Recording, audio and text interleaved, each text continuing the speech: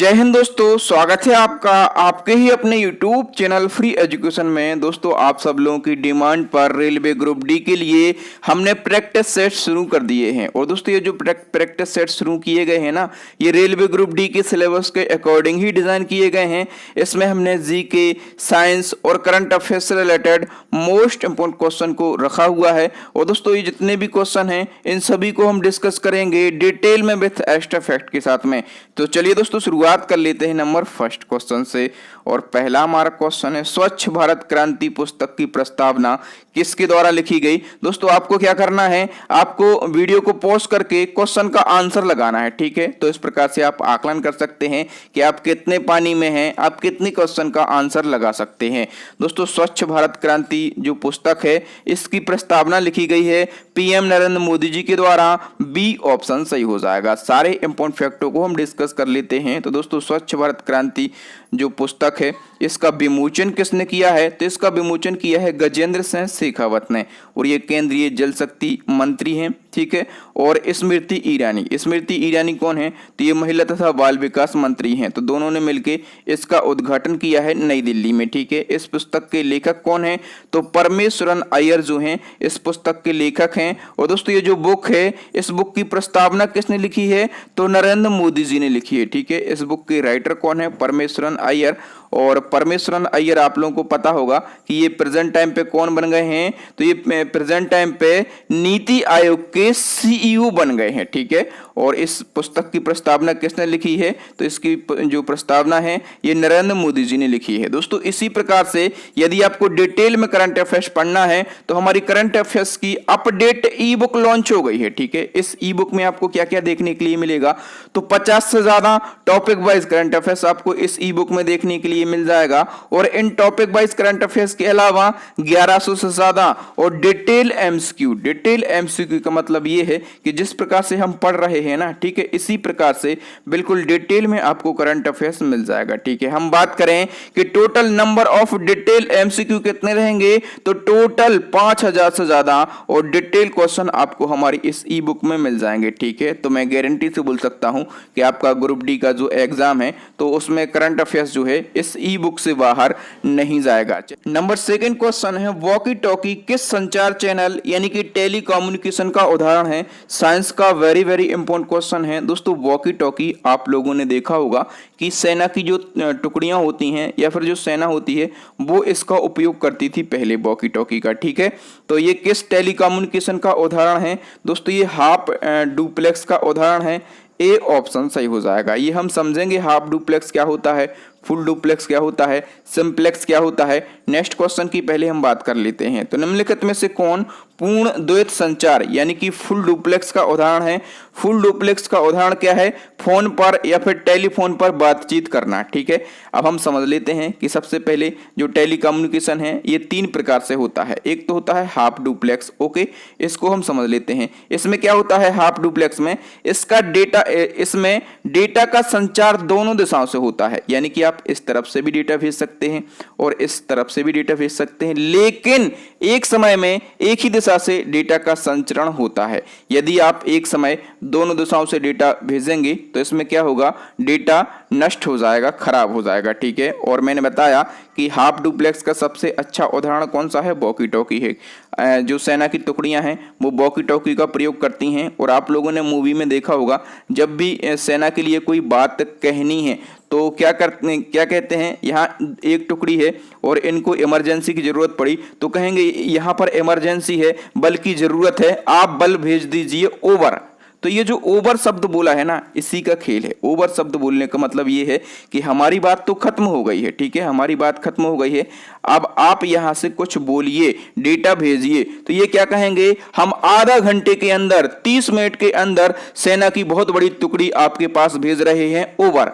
तो ओवर बोलना, ठीक है। यदि आप ये दोनों एक साथ बोलेंगे तो क्या होगा, डेटा नष्ट हो जाएगा, ना तो इनको इनकी बात सुनाई देगी ना इनको इनकी बात सुनाई देगी, और बल की जरूरत है, पता चला कि सेना को और ज्यादा समस्या बन गई, ठीक है। तो हाफ डुप्लेक्स आप समझ गए होंगे। चलिए अब हम समझ लेते हैं फुल डुप्लेक्स। तो फुल डुप्लेक्स क्या होता है, इसमें डेटा का संचरण एक समय में दोनों दिशाओं से होना संभव है, यानी कि आप यहां से भी डेटा भेजिए, यहां से भी डेटा भेजिए, ठीक है। डेटा आपस में टकराएगा लेकिन नष्ट नहीं होगा, ठीक है। फोन पर बातचीत करना, टेलीफोन पर बातचीत करना इसका सबसे अच्छा उदाहरण है। आप यहां से गपियाते रहिए, वो वहां से गपियाता रहेगा, आपस में बातचीत होती रहेगी, आपका डेटा नष्ट नहीं होगा, ठीक है। तो ये है फुल डुप्लेक्स। अच्छा, एक और होता है थर्ड नंबर का। थर्ड नंबर का क्या होता है? सिंपलेक्स, ठीक है। तो सिंपलेक्स क्या है? सिंपलेक्स में क्या होता है? तो इसमें डेटा का संचरण सदैव एक ही दिशा में होता है, ठीक है। डेटा का संचरण इसमें क्या होता है? सिंपलेक्स में एक ही दिशा में होता है, अर्थात या तो आप डेटा को भेज सकते हैं या फिर प्राप्त कर सकते हैं, ठीक है। तो इसका सबसे अच्छा उदाहरण, सिंपलेक्स का सबसे अच्छा उदाहरण क्या है? रेडियो, ठीक है। या तो आप रेडियो में बोल लो, ठीक है, वहां पर जाकर रेडियो स्टेशन पर, या फिर सुन लो, ठीक है। ऐसा नहीं कि आप बोल भी लेंगे सुन भी लेंगे, ठीक है। तो सिंपलेक्स का सबसे अच्छा उदाहरण क्या है? रेडियो। ये क्वेश्चन पूछे जाते हैं, समय लग रहा होगा समझाने में, लेकिन ये है कि अगर आपको एक बार समझ में आ गया ना तो पूरी लाइफ आप इसको भुला नहीं पाएंगे। नेक्स्ट हमारा क्वेश्चन है, केंद्र सरकार ने राजीव कुमार की जगह नीति आयोग का नया उपाध्यक्ष किसको बनाया है? करंट अफेयर्स का वेरी वेरी इंपॉर्टेंट क्वेश्चन है दोस्तों। आपको मैं बता दूं सबसे पहले कि नीति आयोग के पहले उपाध्यक्ष यदि आपसे पूछे जाएं तो नीति आयोग के पहले उपाध्यक्ष बनाए गए थे अरविंद पनगड़िया, ओके। और दूसरे नंबर के उपाध्यक्ष कौन बनाए गए थे? तो दूसरे नंबर के उपाध्यक्ष बनाए गए थे राजीव कुमार। अब राजीव कुमार की जगह पर नीति आयोग ने अपना नया उपाध्यक्ष बनाया है, और नीति आयोग के नए उपाध्यक्ष कौन बनाए गए हैं? तो सुमन के बेरी बनाए गए हैं। ए ऑप्शन सही हो जाएगा। अच्छा, मैंने आपको अभी एक और बात बताई है कि नीति आयोग के नए सीईओ भी बने हैं, ठीक है। तो नीति आयोग के नए सीईओ कौन बने हैं? परमेश्वरन अय्यर जो हैं ये नीति आयोग के नए सीईओ बने हैं। टाइम लगेगा, लेकिन आप यदि इसी प्रकार से क्वेश्चन का ऑपरेशन करते चलेंगे ना तो आप एग्जाम में अच्छा खेल के आएंगे। नेक्स्ट क्वेश्चन है, एडवर्ड हैगर किस देश के नए प्रधानमंत्री बने हैं? दोस्तों एडवर्ड हैगर जो हैं ये नए प्रधानमंत्री बने हैं स्लोवाकिया देश के। बी ऑप्शन सही हो जाएगा। अच्छा, ये स्लोवाकिया देश है ये यूरोप महाद्वीप में स्थित है। इसकी राजधानी क्या है? तो ब्रेटिस्लावा। और यहाँ की करेंसी क्या है? तो यूरो यहाँ की करेंसी है। यहाँ के राष्ट्रपति कौन है? तो जुजाना कैपिटोवा यहाँ की महिला राष्ट्रपति हैं, ओके। और न्यू प्राइम मिनिस्टर जो हैं ये एडवर्ड हैगर बने हैं। नेक्स्ट क्वेश्चन है, पाकिस्तान के 23वें नंबर के प्रधानमंत्री कौन बने हैं? तो दोस्तों पाकिस्तान के नए और 23वें नंबर के प्रधानमंत्री जो हैं ये शाहबाज शरीफ बने हैं। सी ऑप्शन सही हो जाएगा। फैक्टों को हम डिस्कस कर लेते हैं। दोस्तों पाकिस्तान की संसद का नाम क्या है? National assembly. तो पाकिस्तान की नेशनल असेंबली ने शाहबाज शरीफ को पाकिस्तान का 23वां प्रधानमंत्री चुन लिया है। और इन्होंने किसको रिप्लेस किया है? तो इमरान खान का इन्होंने स्थान लिया है। और शाहबाज शरीफ जो हैं ये पाकिस्तान के पूर्व प्रधानमंत्री नवाज शरीफ के भाई हैं, ठीक है। और शहबाज जो हैं ये 3 बार पाकिस्तान के पंजाब प्रांत के सीएम रह चुके हैं। पाकिस्तान में एक पंजाब प्रांत है, ठीक है। तो ये पंजाब प्रांत के मुख्यमंत्री रह चुके हैं। इनकी राजनीतिक पार्टी का नाम क्या है? तो पाकिस्तान मुस्लिम लीग नवाज, ठीक है, इनकी पार्टी का नाम है। और इनका पुश्तैनी गांव जो है ये भारतीय राज्य पंजाब में है।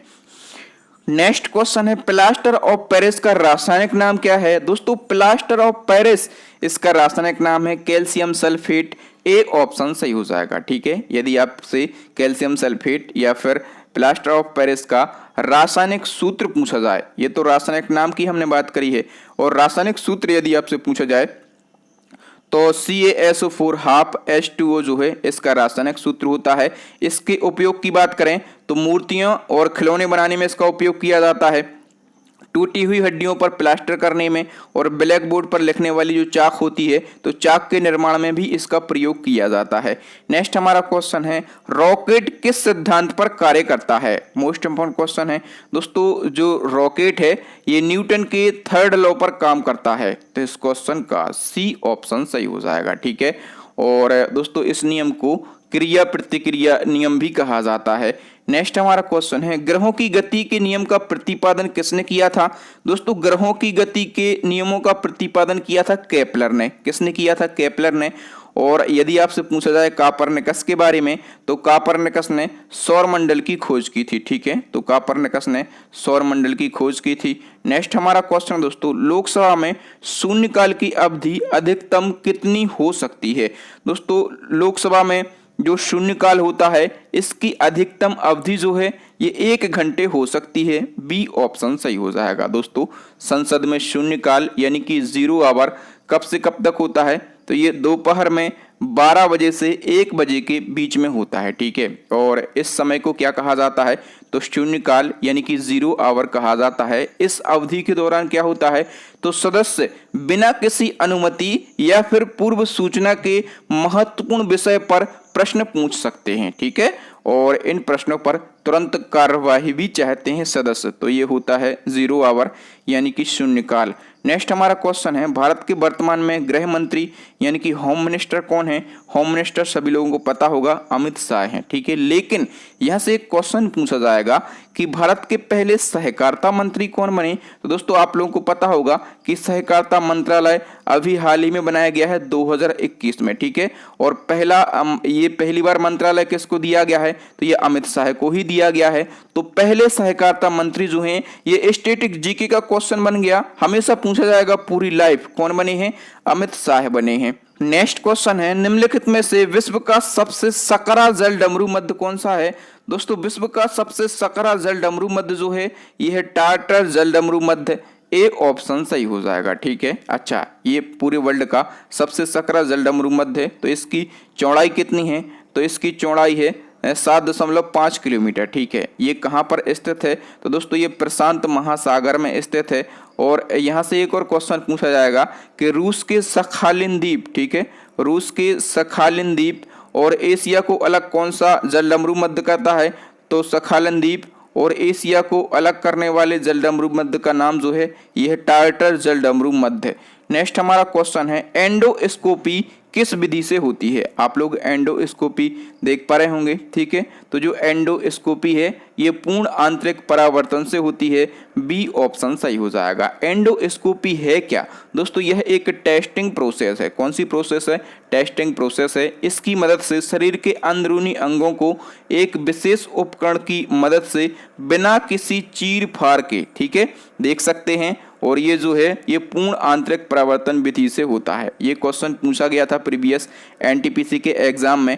नेक्स्ट हमारा क्वेश्चन है, शारदा अधिनियम के अंतर्गत लड़कियों और लड़कों के विवाह की न्यूनतम आयु क्रमशः कितनी निर्धारित की गई थी।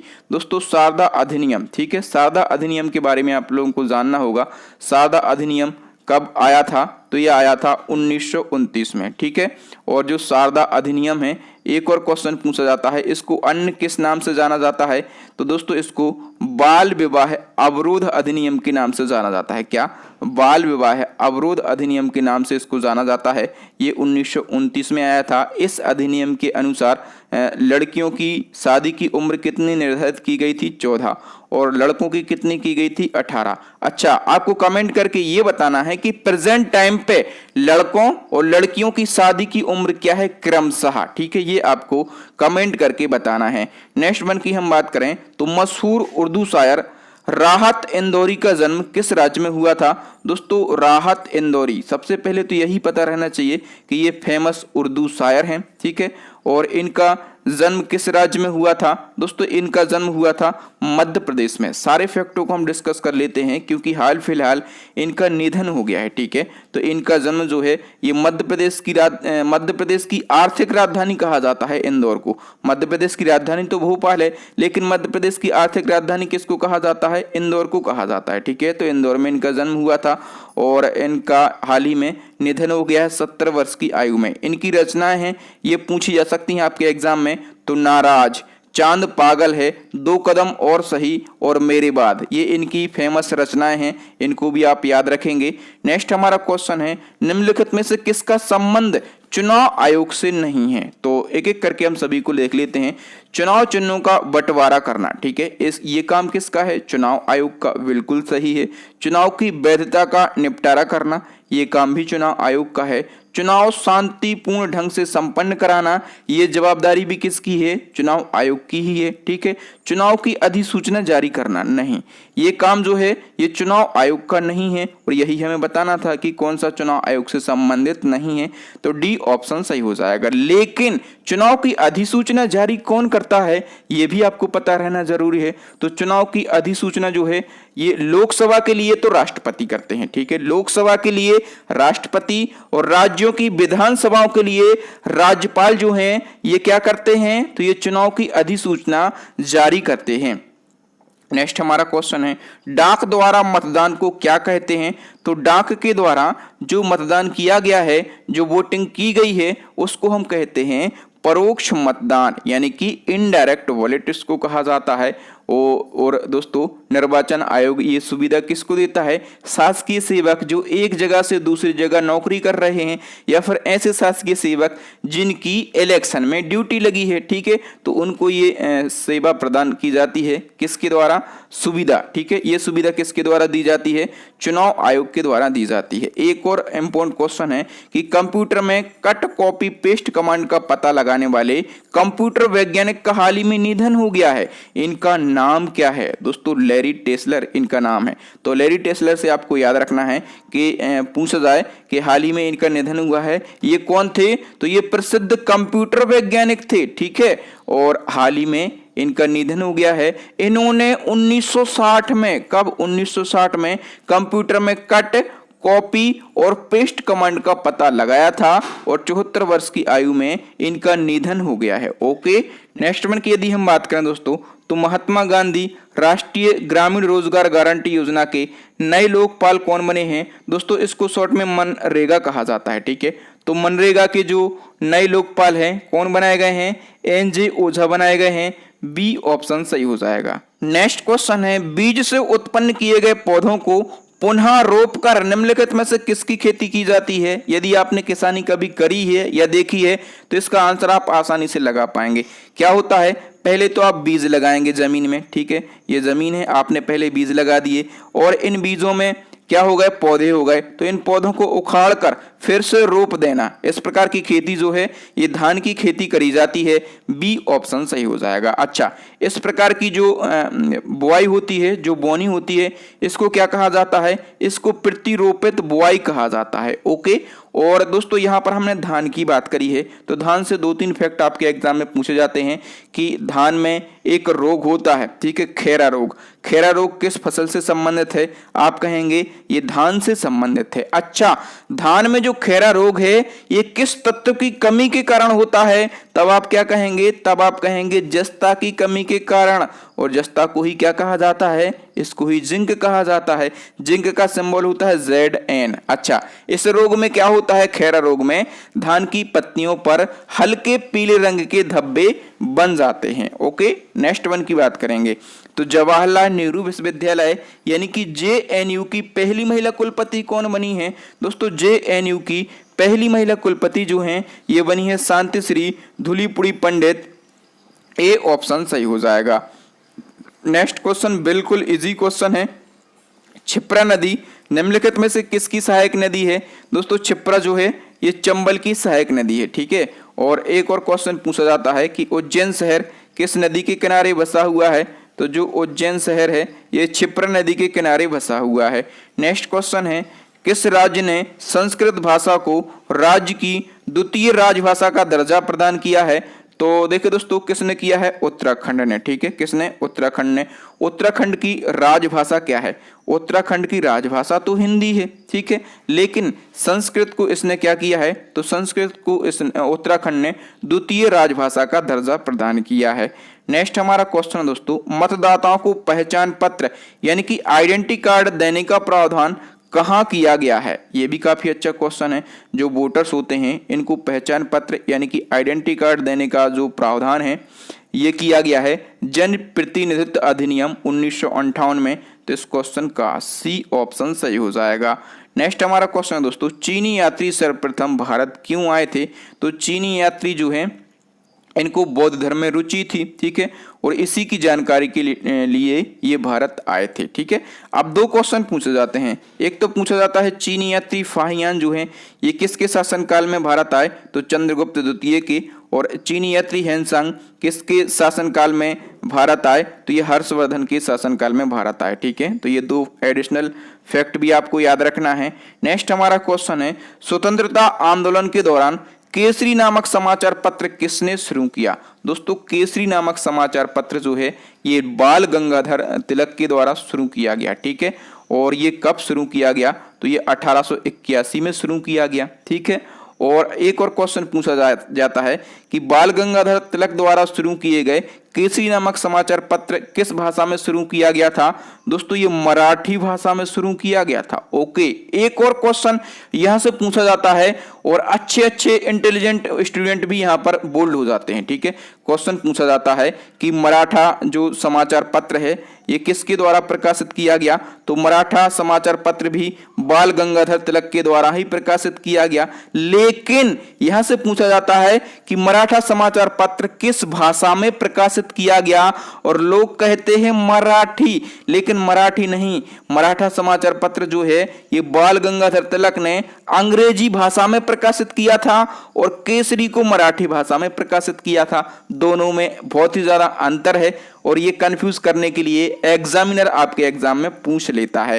नेक्स्ट क्वेश्चन है वेदांत सोसाइटी की स्थापना किसने करी थी। दोस्तों वेदांत सोसाइटी की स्थापना जो है ये स्वामी विवेकानंद के द्वारा की गई थी, ठीक है। एक और क्वेश्चन पूछा जाता है कि वेदांत कॉलेज की स्थापना किसने करी थी। ये तो हमने बात करी है वेदांत सोसाइटी की और इसकी स्थापना करी थी स्वामी विवेकानंद ने। लेकिन पूछा जाए कि वेदांत कॉलेज की स्थापना किसने की थी, तो राजा राम मोहन राय ने वेदांत कॉलेज की स्थापना की थी। दोस्तों इस प्रकार से कंफ्यूजन वाले क्वेश्चन को कलेक्ट करना बहुत ही बड़ी मेहनत का काम है और मैं आपके जो कंफ्यूजन क्लियर करवा रहा हूं ना, तो इस मेरी मेहनत के लिए एक लाइक जरूर बनता है। नेक्स्ट वन की हम बात करें तो नेक्स्ट हमारा क्वेश्चन है कहाँ की सरकार ने एंटी ओपन वार्निंग कैंपेन शुरू किया है। दोस्तों एंटी ओपन वार्निंग कैंपेन कहाँ की सरकार ने शुरू किया है, दिल्ली की सरकार ने। और ये जो कैंपेन शुरू किया गया है एंटी ओपन वार्निंग, इसका उद्देश्य क्या है, तो वायु प्रदूषण की घटनाओं को रोकना इसका प्रमुख उद्देश्य है। नेक्स्ट क्वेश्चन है लता मंगेशकर जी का जन्म कब और कहां हुआ था। लता मंगेशकर से एक क्वेश्चन आपके एग्जाम में जरूर पूछा जाएगा। इनका जन्म हुआ था 1929 में और कहां पर इनका जन्म हुआ था, तो इंदौर में इनका जन्म हुआ था। दोस्तों सभी फैक्टों को हम डिस्कस कर लेते हैं। ये प्रसिद्ध गायिका थी लता मंगेशकर और 6 फरवरी 2022 को मुंबई में 92 वर्ष की आयु में इनका निधन हो गया है। लता मंगेशकर का जन्म जो है ये 28 सितंबर 1929 में और मध्य प्रदेश के इंदौर में हुआ था। और लता मंगेशकर ने 1942 में महज 13 साल की उम्र में अपने करियर की शुरुआत करी और इन्होंने कई भारतीय भाषाओं सहित अब तक 30,000 से ज़्यादा गाने गा चुकी हैं। कितने से ज़्यादा, 30,000 से ज़्यादा ये गाने गा चुकी हैं। इनको कौन कौन सा अवार्ड कब कब मिला इस पर हम डिस्कस कर लेते हैं। तो इनको भारत रत्न दिया गया था 2001 में। यही पूछा जाता है कि लता मंगेशकर को भारत रत्न कब दिया गया, 2001 में। पद्म भूषण दिया गया 1969 में और 1989 में दादा साहब फाल्के पुरस्कार दिया गया, 1999 पद्म विभूषण और 2001 में महाराष्ट्र भूषण अवार्ड से इनको सम्मानित किया गया। लता मंगेशकर के उपनाम हैं, आपको याद रखना है, तो इनको भारत स्वर कोकिला कहा जाता है, इनको राष्ट्र की आवाज कहा जाता है, इनको बॉलीवुड की नाइटिंगेल कहा जाता है, इनको स्वर साम्राज्ञी कहा जाता है। ओके, और सहराबदा की आवाज भी कहा जाता है लता मंगेशकर को। तो ये 5 उपनाम हैं लता मंगेशकर के। और दोस्तों इसी प्रकार से जिस प्रकार से ये क्वेश्चन आपने देखा, इसी प्रकार से यदि आपको डिटेल में करंट अफेयर्स पढ़ना है तो मैं आपको बता चुका हूं कि हमारी करंट अफेयर्स की अपडेट ई बुक लॉन्च हो गई है, ठीक है। तो इस ई बुक के बारे में मैं पहले ही आपको बता चुका हूं कि इस ई बुक में आपको क्या क्या देखने के लिए मिल जाएगा। तो दोस्तों यहाँ पर हमने 30 क्वेश्चन को डिस्कस किया और सभी क्वेश्चन को हमने बिल्कुल डिटेल में विथ एक्स्ट्रा फैक्ट के साथ में डिस्कस किया। अब नेक्स्ट एंड लास्ट क्वेश्चन आपके लिए चैलेंजिंग क्वेश्चन है। इसका आंसर आपको कमेंट सेक्शन में कमेंट करके बताना है। ये क्वेश्चन हम अपनी प्रीवियस वीडियो से पूछते हैं। यून मॉर्गन ने अंतरराष्ट्रीय क्रिकेट से संन्यास लेने की घोषणा कर दी है। ये किस देश के खिलाड़ी हैं? यून मॉर्गन, आप लोग बताएं ये किस देश के खिलाड़ी हैं? तो थैंक यू दोस्तों, वीडियो देखने के लिए बहुत बहुत धन्यवाद। आपको वीडियो कैसा लगा ईमानदारी से कमेंट सेक्शन में कमेंट करके बताएं।